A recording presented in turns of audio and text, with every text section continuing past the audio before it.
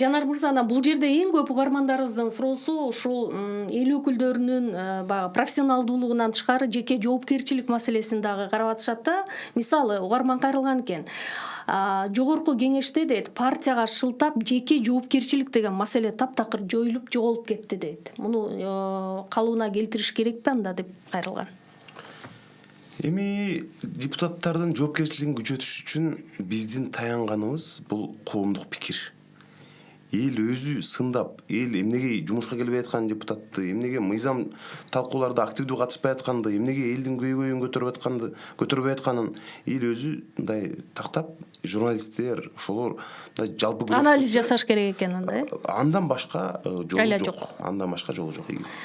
Кийинки учурда өзүңүздөр билгендей эле мына уюшкан кылмыштуу топ боюнча байма-бай маалыматтар чыгып атат. Бул азыр өзгөчө социалдык түйүндөрдө кызуу талкууланып атпайбы? Анан угарман да кайрылып атат да, криминал бүгүнкү күндө партияларды каржылап, биригип, анан саясатка келип жаткандай таасир калтырат деп. Деги эле ушул көрүнүш биздин саясий стабилдүүлүккө түздөн-түз таасирин тийгизип коюшу ыктымалбы? Ушундай чочулоо жокпу, мисалы? Жанар мырза. Бийликтер криминалды колдонгонго анча-мынча кызыктар болот. Кантип угармандар көп билбеши мүмкүн. Мисалы, биз түзгөн же башка бирөө түзгөн бир партия абдан күчөп баратса, ага акчалуу белгилүү бизнесмендер кошулуп баратса, ошол бизнесмендер бийликтен, өкмөттөн, органдардан коркпойт. Жок, мен ушул партияны колдойм, мен силерди колдобойм, ушулар менен барам мен деп бизнесмен айтса, аны кантип кайтарат бийлик? Мисалы, биз күчөп баратсак, ошол бизнесменди криминалды колдонот. Сен бул партияга кошулбайсың. Кошулсаң, биз сага көрсөтөбүз.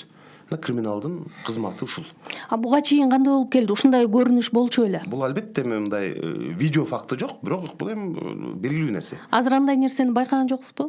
Азыр эми шайлоо болот, эми жакында көрөбүз да, 2020-жылы мына криминалдын орду ушундай. Болбосо мен таң калам да, ушул криминал баланчаны атып кетиптир, баланча кармалыптыр, анан тиги түрмөдөн чыгыптыр, түрмөдө мындай болуп жатат экен. Криминал менен күрөшүү үчүн бир сом акчанын кереги жок. Буга болгону өкмөт эркин көрсөтүш керек. Саясий эрк анда. Бир айда криминалдын өзүнүн жолун көрсөтүп койсо болот. Бир айда өлкөдөн качып жок боло турган же түрмөгө тыгып аларды жок кылып койсо болот. Мамлекет деген күчтүү болуш керек. Анан ушулар менен эмнеге мындай мышык чычкан ойноп, аларды азыр маалымат каражаттарындагы эң башкы темалардын бирине айлантып атат. Баланча деген дөө экен, анан бир нерсе деген экен. Булардын баарын ордун көрсөтүп коюш керек. Оңой эле ал. Мамлекет деген бар, министрлик турат. Буга мындай таптакыр акчанын кереги жок да.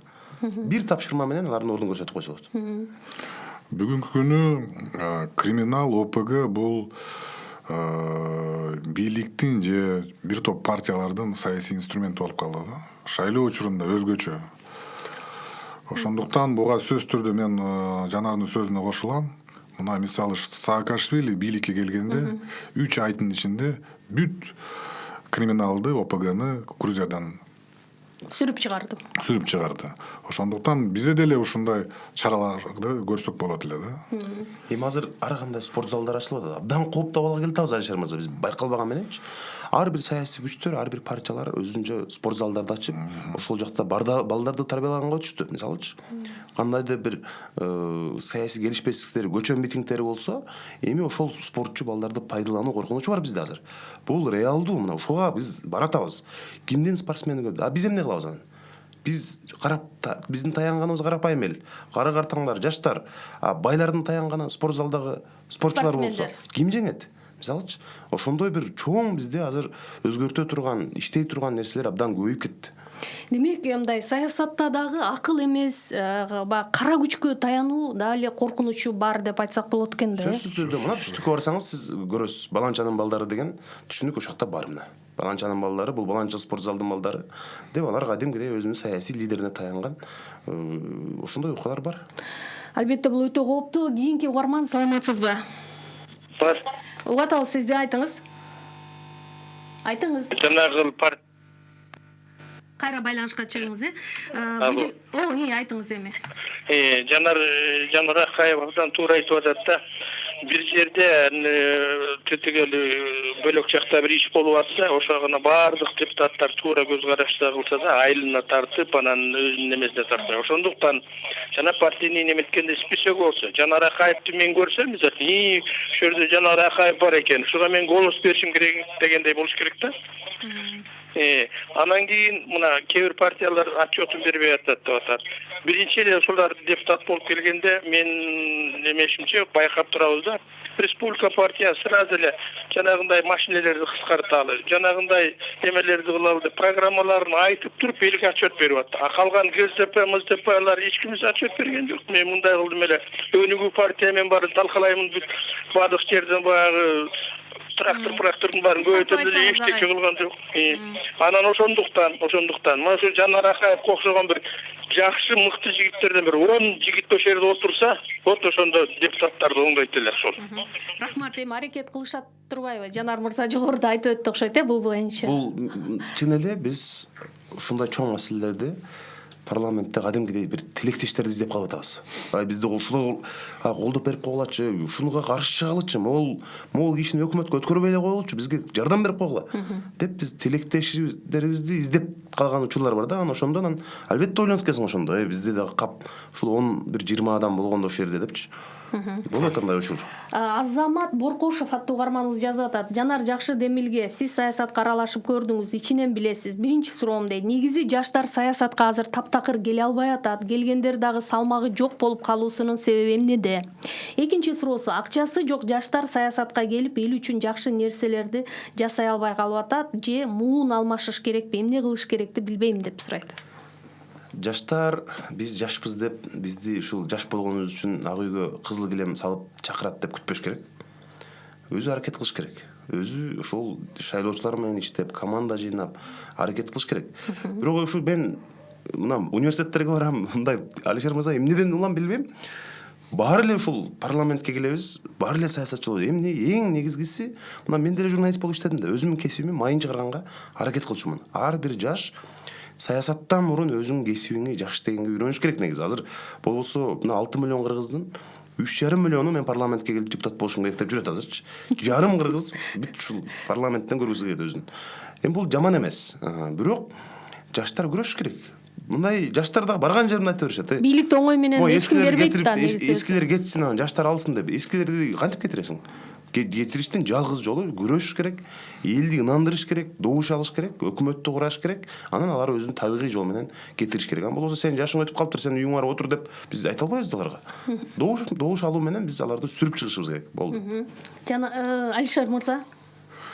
Мен ойлойм, мына өткөндө Темир Сариев бир журналистке жакшы жооп берди да, Марал радиосунда.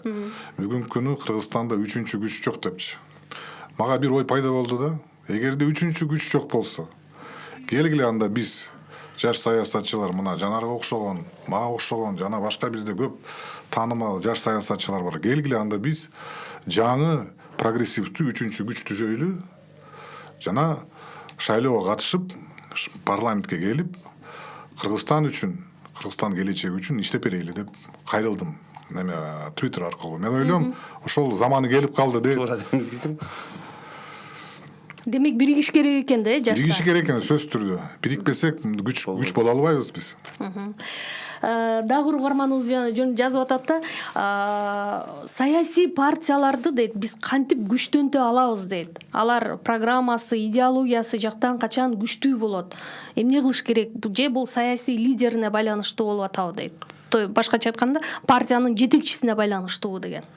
Бул бизде лидерге байланыштуу болуп калат тилекке каршы. Мисалы, Европа өлкөлөрүн карасаңыз, алар жанагы аларда конкреттүү маселенин тегерегинде. Евросоюздун курамынан чыгышыбыз керек, же чыкпашыбыз керек.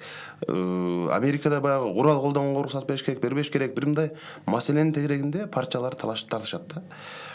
Бизде ушул лидердин тегерегинде. Эгер лидер содалаша алган болсо, партия ошого макул. Ошого лидерге өтө көп мындай укуктар дагы берилип калган да. Бизде ушул бул эми кичине тереңирээк проблема, бирок мен кыскача айтып өтөйүн. Бизде адилеттүүлүк орногондо көп маселелер чечилет. Сот адилеттүү болгондо, милиция адилеттүү болгондо чечилет. Мына бизнесмендерде баарын күнөө эле урушуп атабыз парламентке келгенде. Алар эмне жыргагандан келип атып, алар парламентке айла жок келип атат. Бизнесин коргош үчүн да. Бизнесине кызылы дагы карасы дагы барып налог салып атат. Алар өзүнүн бизнесин коргош үчүн айла жок парламентке келип атат. Эгерде аларга биз адилеттүү система түзүп берсек, алар үйүндө турмак, бизнесин кылмак. Мына көп депутаттар мага айтат: мен парламентке келгим деле жок" дейт. Бирок мен депутат болбосом дейт, ушул бизнесими дейт жок кылышат дейт. Барат дейт, налог салат, анысы кылат, мунусу текшерет. Депутат болгондон кийин текшерүүсү токтоп атат. Бизнеси өркүндөп атат. Мисалы ошол адилеттүүлүктү орнотуп бергенде сотту, органдарды, финполиция баары текшербей ишкерге ишкердей мамиле кылып калганда, алардын көбү депутат болуп келбейт дагы. Бизге күчтүү юристтер, профессорлор, мыкты саясий мындай илимди түшүнгөн адамдар парламентке келип отурмак да. Мына негизги көйгөйү ушул азыр. Алишер мырза. Мен ойлойм, система сөз түрдө өнүгөт, партиялык система. Мен мына көптөн бери бир топ партиянын лидерлери менен жолугушуп турам. Алардын деле ою мындай болуп калды. Чем баягы олигархты алганга мен мына Жанар Акаевга окшогон талапкерди алсам, будан баягы эффективдүүлүгү, КПДси, саясий КПДси көбүрөөк болот деп ушундай ой пайда болду да. Мен ойлойм, бул жакшы нерсе. Мен ойлойм, мына эмки шайлоодо жаш саясатчылар, бизнестерден эмес, мындай чыныгы профессионалдуу адамдар келет деп үмүтүм бар да. Ишенели эми ошого, негизи саясий партиялардын салмагы арта турган учур эми жакындап, алардын баягы электоратта канчалык деңгээлде кадыр баркы бар экендигин биле турган учур аз калды. Ыраазычылык билдирем. Студиянын меймандары Жогорку кеңештин депутаты Жанар Акаев, Жогорку кеңештин 4-чакырылышынын депутаты Алишер Мамасалиев болушту. Алдыда жаңылыктар топтому бар, сиз толкунда калыңыз.